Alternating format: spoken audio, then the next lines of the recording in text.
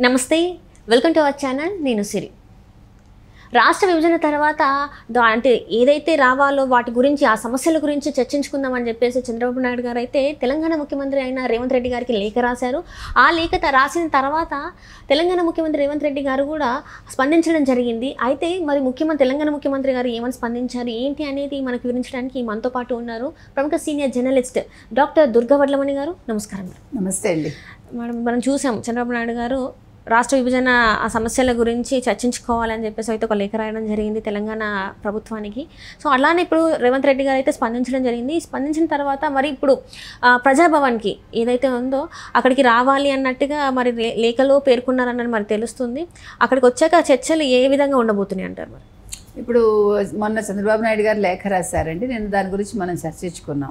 6వ తారీఖు కలుద్దాము, విభజన హామీలు మనం నెరవేర్చుకుందాం అని. ఎందుకంటే మన జూన్ 2 తోటి 10 ఏళ్ళు అయిపోయింది కాబట్టి ఇప్పుడు మనకు ఉమ్మడి రాజధాని లేదు కాబట్టి మనం ఇప్పుడు అసలు ఇప్పటికే ఇవన్నీ ఎప్పుడో అయిపోవాలి. వాళ్ళు 2014 విభజన చట్టం చేసినప్పుడే ఆ రోజే విధి విధానాలు ఖరారు చేసి వాళ్ళు చేసుంటే ఈరోజు ఈ సమస్య ఉత్పన్నం అవ్వదు మనకి. ఇది ఆనాటి కాంగ్రెస్ చేసిన తప్పిదని నన్ను అడిగితే. విభజించడం తప్పు కాదు. ఒక పని చేసే ముందు మొత్తం అన్నీ ఇగో మీకు ఇది ఇప్పుడు కుటుంబాస్తి ఎట్లా చేస్తారమ్మా? కుటుంబాస్తి పంపకాలు ఎట్లా చేస్తారు? అందరినీ పెద్ద మనుషులను కూర్చోపెట్టి విభజన చేసి దాన్ని పంచుతారు కదా. ఈ కొడుక్కింత, ఆ కొడుక్కింత, లేకపోతే ఈ కూతురికింత అని ఇస్తాం కదా. ఆ రకంగా చేయకుండా ఆ రోజు తలుపులు మూసి సడన్గా డెసిషన్ తీసుకుని, అంటే అందరూ లేఖలు రాసేశారు అని ఒక సడన్ నిర్ణయం తీసుకున్నారు చెప్పాలంటే. అది తప్పు. ఆ రోజు జరుగుంటే ఈరోజు ఇంత ప్రాబ్లం వచ్చుండేది కాదు. సరే అయిపోయింది. 2014 నుంచి 2019 మధ్యలో కేసీఆర్ పెద్దగా సహకరించలేదు మనకు గుర్తున్నంత మట్టికి. ఆయన అహంకార ధోరణి కావచ్చు, లేకపోతే ఆంధ్రప్రదేశ్ మీద ఆయనకుండే అంటే ప్రజల మీద ఆయనకుండే ఒక నెగిటివ్ యాటిట్యూడ్ కావచ్చు, ఏ అంశాల మీద ఆయన ప్రస్తావించకుండా ఆయన ధోరణిలో ఆయన వెళ్ళిపోయారు. సరే అయిపోయింది. 2019 to 24 మళ్ళీ ఆయన వచ్చారు. సరే ఆయన వచ్చినప్పుడు ఇక్కడ జగన్మోహన్ రెడ్డి గారు వచ్చారు కదా. జగన్మోహన్ రెడ్డికి కేసీఆర్కి చాలా మంచి సత్సంబంధాలు ఉన్నాయి కదా వ్యక్తిగతంగా. ఉన్నప్పుడు జగన్మోహన్ రెడ్డి లాంటి వాళ్ళు ఏం చేయాలమ్మా? ప్రజల ప్రయోజనాలు కావచ్చు, లేకపోతే రాష్ట్ర ప్రయోజనాలు కావచ్చు దృష్టిలో పెట్టుకొని మనకి ఇంత ఆస్తులు రావాలి, 5 ఏళ్ళు అయిపోయింది, విభజన హామీ చట్టం అమలు చేయలేదని ఆలోచించాలి కదా.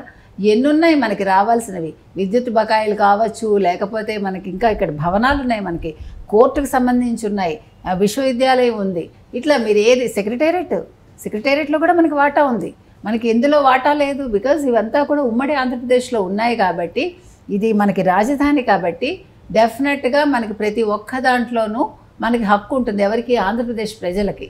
అది ఏది నెరవేర్చకుండా వాళ్ళు 5 ఏళ్ళు గడిపేసి ఆయన తిన్న ఆయన, ఈయన తిన్న ఈయన, కలవటాలు, వాళ్ళకి కావాల్సినవి మాట్లాడుకోవటాలు ఆ రకంగా సాగిపోయింది. ఈ తప్పిదానికి ఈరోజు ఆంధ్రప్రదేశ్ ప్రజలు నష్టపోయారు. అంటే 10 ఏళ్ళు మీరు ఇప్పుడు ఆస్తి అంటే భవనాలు ఉన్నాయనుకోండి, మనం భవనాలను ఏం చేసుకుంటాం? దానికి ఇంత రేట్ అని కడతారు. సో ఇప్పుడు ఈ రేట్ ఏ రకంగా కడతారు? 2014 ప్రకారం కడతారా?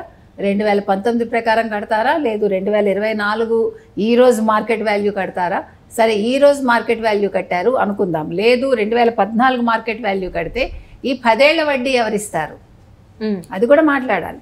ఎందుకంటే ఇవన్నీ కూడా ఎప్పుడు కూడా ఆర్థికంగా ఎప్పుడైతే వచ్చిందో గొడవలు అప్పుడే వస్తాయి.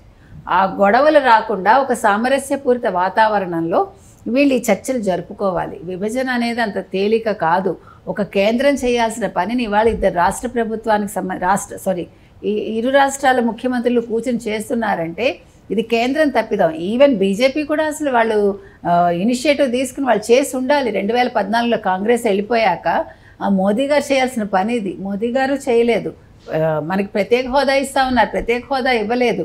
అంటే ఎక్కడికక్కడ ఆంధ్రప్రదేశ్ని ఎట్లా అణగదొక్కాలి. ఇప్పుడు కేసీఆర్ గారు ఆలోచించింది అదే కదా. ఆంధ్రప్రదేశ్ అభివృద్ధి చెందకూడదు, చంద్రబాబు నాయుడు వస్తే ఆంధ్రప్రదేశ్ అభివృద్ధిలోకి వస్తుంది. 2019లో వీళ్ళ కుట్రలు అవే కదా. 2014లో కూడా అందుకే ఆయన అసలు మాట్లాడలేదు. 2019 జగన్మోహన్ రెడ్డి వచ్చాక జగన్మోహన్ రెడ్డి మాత్రం అసలు రాష్ట్రాన్ని ఏం అభివృద్ధి చేశారు? అసలు ఆయనకి ఆ ఇంట్రెస్టే లేదు. ఆయన ఎంతసేపు ఆయన ఆస్తులు లేవు కదా ఆంధ్రాలో. ఆయన ఆస్తులు ఇప్పుడంటే తాడేపల్లిలో ఇల్లు కట్టుకున్నాడు, ఇప్పుడంటే రిషికొండలో ఒక ప్యాలెస్ కట్టుకున్నాడు. అంతకుముందు ఏముంది ఆయనకి? ఎలహంకా ప్యాలెస్, లేకపోతే ఇక్కడ లోటస్ పాండ్, ఇట్లా బయటనే ఉన్నాయి కదా ఆయనకి అంతా కూడా, లేకపోతే లండన్. కాబట్టి ఈరోజు ఇది చాలా కీలకం అండి. ఎల్లుండి వాళ్ళు కలుసుకోవటం.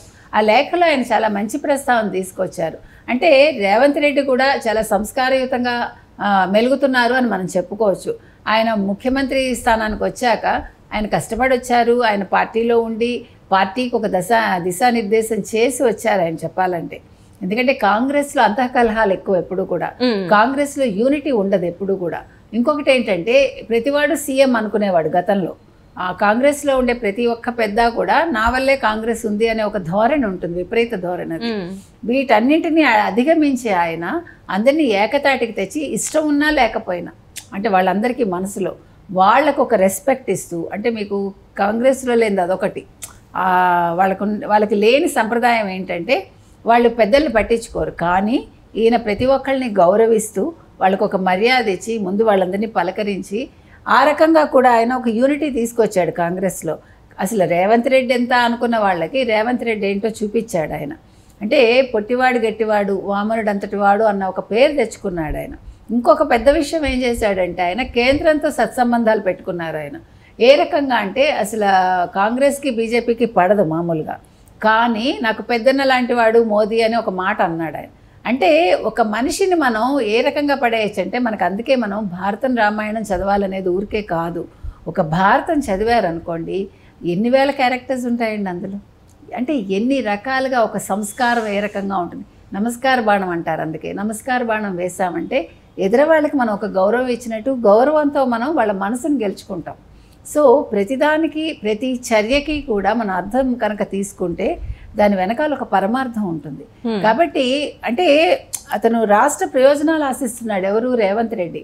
ఎంతకాలం ముఖ్యమంత్రిగా ఉంటారో తర్వాత విషయం, కానీ నేనున్నంతకాలం ఒక సంప్రదాయాన్ని పాటించాలి, ఒక సత్సంప్రదాయాన్ని పాటించాలి.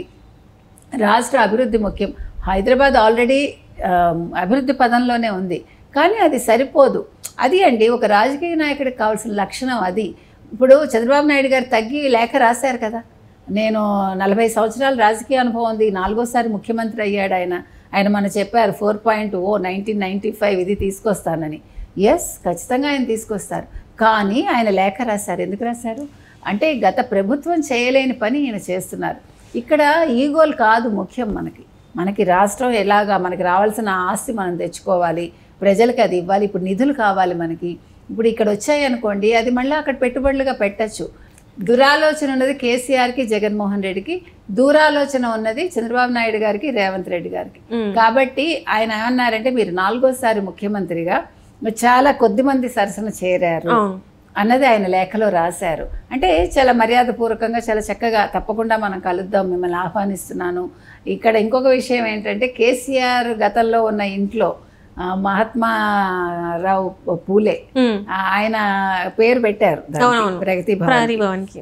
సో అందులో వీళ్ళు కలవబోతున్నారు, అందులో వీళ్ళు ఈ చర్చలు పెట్టుకోబోతున్నారు.